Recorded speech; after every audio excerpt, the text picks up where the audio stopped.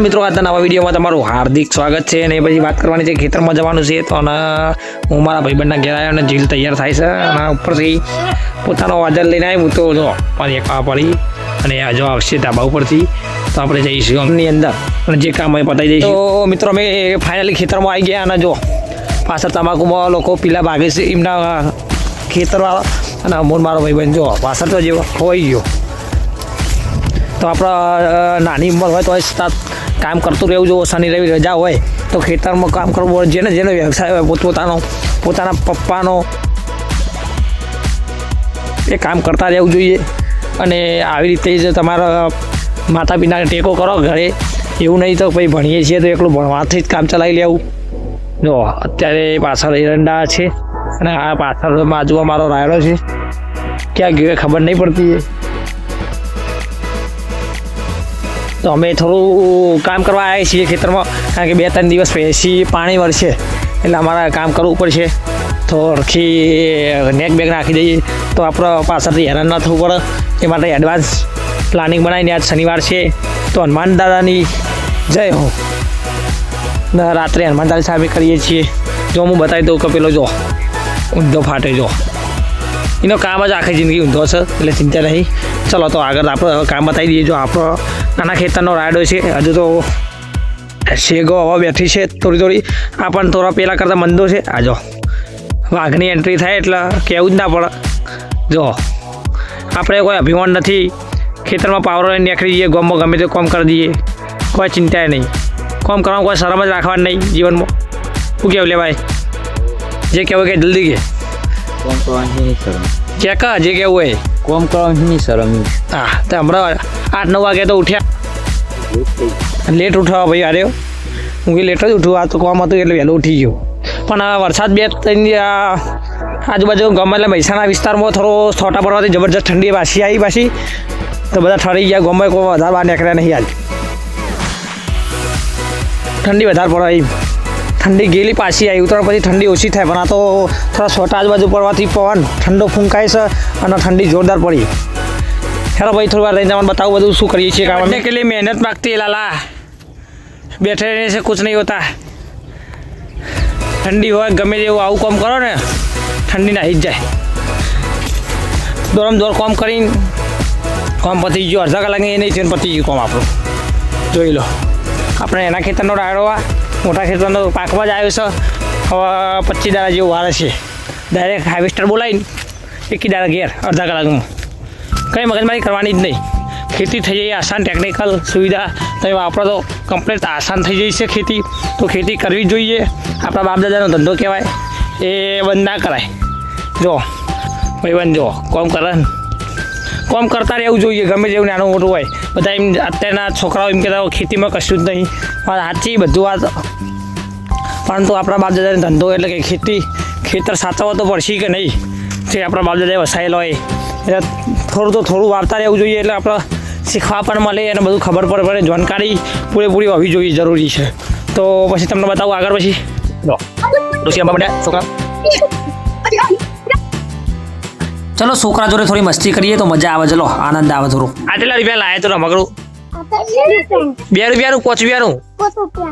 આ તા ડોશી રમવાની હે, અરે રમીએ ધોકો તો લાવ્યો નહીં. ઈનો લઈ લેવાનો, એને બારબંધી નહીં જવાનું. ચમ તાવ તમે નોખી દીધું. જો આવા ગામના છોકરાઓ જો ખાલી આ બધા શીખવાડા ભાઈ. આ ધોકો લઈ લેવાના જોડે, ધોકો લઈ લે. તો ખેતરમાં જઈને કે આપણે આવીએ છીએ ગામમાં તો રોડ બનાવવાનું કામ ચાલી રહ્યું છે અને આપણા ગામના સરપંચ છે અમૃતભાઈ દોરમદોર થોડા કરી રહ્યા છે કામમાં છે. એટલે આપણે એમને ચા બનાવી આપીએ. પરંતુ તમને બતાવી દઉં કે જો આ બધું આટલા ચબૂતરા ભાઈ એટલે કે આપણે પાણીની ટાંકી જોઈએ બધું સામાન ઉતારેલો છે અને બતાવી દઈએ કે આ સિમેન્ટની કોથળીઓ અને આગળ કામ ચાલી રહ્યું છે. જો આ કામ ચાલે છે અને અહીંયા સિમેન્ટની કોથળીઓ કામ કરી રહ્યા છે મજૂર. તો પછી હવે તમને બતાવું રસ્તો કઈ બાજુ બને છે. તો રસ્તો બની જશે અને તેટલું કામ થોડી ગ્રાન્ટ પાસ થઈ છે તો કામ ચાલી રહ્યું છે. પછી આપણે બતાવીએ પહેલાં ચા બનાવવાનું છે. આમ 15 જણા માટે ચા બનાવવાનો છે. તો ચાની પ્રોસેસ પણ તમને કહી દઉં કેવી રીતે કરવાની છે, પછી તમને વાત કરીશું. પંચાયતનો રૂમ અમૃતભાઈ દૂધ આપીને ગયા, તમે ચા બનાવી દો અને પછી કેટલી ઘરે લઈને આવો. તો તમે ચાલી રહ્યું છે ચા, પછી બતાવીએ કે કેટલો બન્યો છે. અને જો ગેરપણમાં આઉટપણમાં આવશે તારા લાખની ટેકો. એટલે જો ચા બનાવી વધેલી માપ લીધેલું છે સર્વે કરી મતલબ. ને હોમમાં ઊભા જો અમૃતભાઈ સરપંચ અને 3-4 મજૂરો એમને ચા આપીને આપણે હજુ તો વાહન તો માખી જ લ્યો.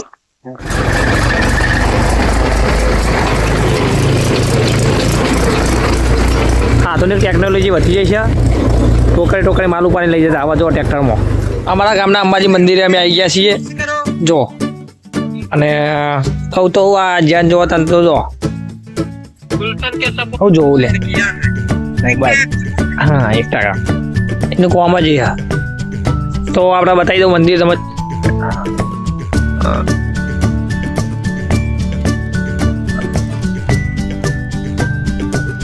સુંદર મંદિર છે આ રહ્યું જોરદાર. અને આ પંચવટી સામે જ છે, છોકરાઓ માટે રમવાનું હિંચકા અને લપસાણી બધું અહીંયા બનાવેલું છે. આ બાજુ ચબૂતરો બનાવ્યું છે ડૉક્ટર પશાભાઈએ. તો જોઈ લો અને પછી તમને આગળ બતાવીશું. અમે 100 વાગે પહોંચી જતા નુગર ચોર્યાજી સમાજની જે સ્કૂલ છે તેમાં. અને આવી રીતે જો એમની વ્યવસ્થા એટલે કાલે સમૂહ લગ્ન છે તો આવી રીતે વ્યવસ્થા કરેલી છે. અને ખૂબ ખૂબ ધન્યવાદ દાતાશ્રીઓને. અને આવી રીતે બધો જ સમાજ પ્રગતિ કરે એવી અમારી હાર્દિક શુભકામનાઓ છે. અને જોઈ લો ખાલી એમની વ્યવસ્થા જો જોરદાર વ્યવસ્થા કરેલી છે. એટલે આવીને આવી વ્યવસ્થા દર વર્ષે થાય એવી ભગવાનને પ્રાર્થના કરીએ છીએ.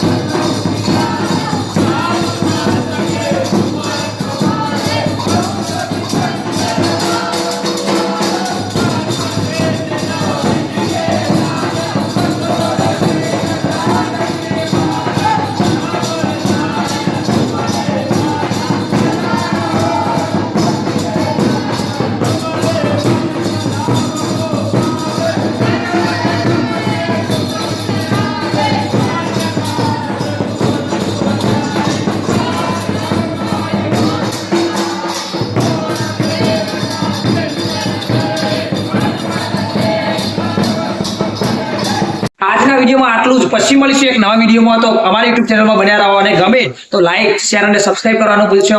આટલું જ. જય માતાજી મિત્રો.